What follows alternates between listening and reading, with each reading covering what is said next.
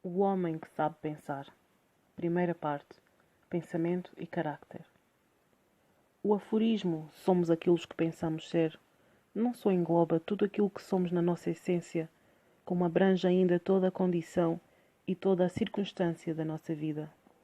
Somos literalmente aquilo que pensamos, sendo o nosso caráter a soma de todos os nossos pensamentos. Assim como a planta brota da sua semente e não poderia existir sem ela, também os atos do homem brotam das sementes escondidas dos seus pensamentos, e sem elas não poderiam ter surgido. Isto aplica-se tanto àqueles que denominamos espontâneo e não premeditados, como àqueles que se executam de maneira deliberada. Os atos brotam do pensamento e a alegria e o sofrimento são os seus frutos. O homem colhe frutos doces ou amargos conforme o que ele próprio semeia. O homem é aquilo que ele pensa que é, forjado e construído pelo pensamento. Se traz na mente pensamentos inferiores, é certo que o sofrimento irá aparecer. Se perseverar em pureza de pensamento, a alegria segui-lo-á como a própria sombra. O desenvolvimento do homem é dirigido por leis, não é uma criação artificial, e a lei de causa e efeito é tão absoluta e incontornável no reino oculto do pensamento como no mundo visível e das coisas materiais. Um carácter nobre e digno de admiração não é algo que derive do azar ou da sorte. É, sim, o resultado natural de esforços constantes em albergar pensamentos corretos e a consequência de uma associação cuidadosa e duradoura com um pensamento positivo.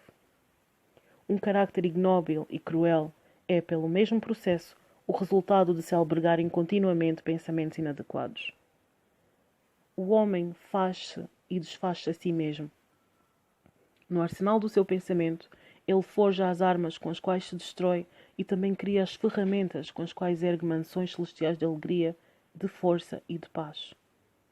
Pela escolha certa e pela aplicação correta do pensamento, o homem ascende à perfeição.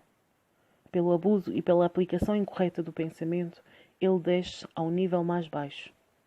Entre esses dois extremos estão todos os níveis de caráter existentes e o homem é o seu mestre e criador.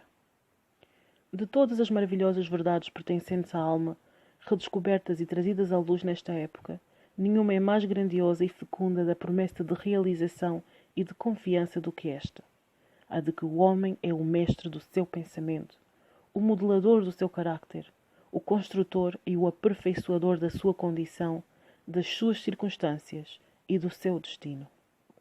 Enquanto ser de poder, inteligência e amor, e senhor dos seus próprios pensamentos, o homem possui a chave para cada situação e traz dentro de si aquele agente transformador e regenerador graças ao qual pode fazer de si mesmo o que deseja.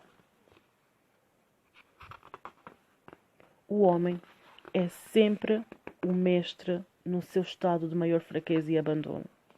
Na sua fraqueza e na sua degradação, ele é o amo néscio que governa mal a própria casa. Quando começa a refletir a respeito da sua condição e a procurar de forma diligente a lei segundo a qual o seu ser está construído, torna-se então o amo sábio, direcionando com inteligência as suas energias e ocupando os seus pensamentos de temas próficos. Assim, é o mestre consciente e o homem só se pode tornar num ao descobrir dentro de si as leis do pensamento. E essa descoberta é totalmente resultado de dedicação, autoanálise e experiência. Só depois de muito procurar e minerar o solo se descobrem o ouro e os diamantes. E o homem pode encontrar cada verdade do seu ser se cavar profundamente na mina da sua alma. Ele é o criador do seu caráter, o modelador da sua vida e o construtor do seu destino. Pode verificar isso mesmo se observar, controlar e modificar os seus pensamentos, vigiando os efeitos que eles produzem sobre si, sobre os outros e sobre a sua vida e as suas circunstâncias, e ainda se ligar a causa e o efeito através da prática e da investigação pacientes, utilizando as suas experiências, mesmo as mais triviais do dia a dia, como meio para obter o conhecimento sobre si próprio. Seguindo nessa direção e em nenhuma outra, irá ao encontro da lei absoluta, segundo a qual aquele que procura encontrará e aquele que bate se abrirão as portas. Porque somente através da paciência, da prática e da persistência constante é que o homem pode entrar pela porta do templo do conhecimento. O homem que sabe pensar. Primeira parte. Pensamento e caráter. O aforismo "somos aquilo que pensamos ser" não só engloba tudo aquilo que somos na nossa essência, como abrange ainda toda a condição e toda a circunstância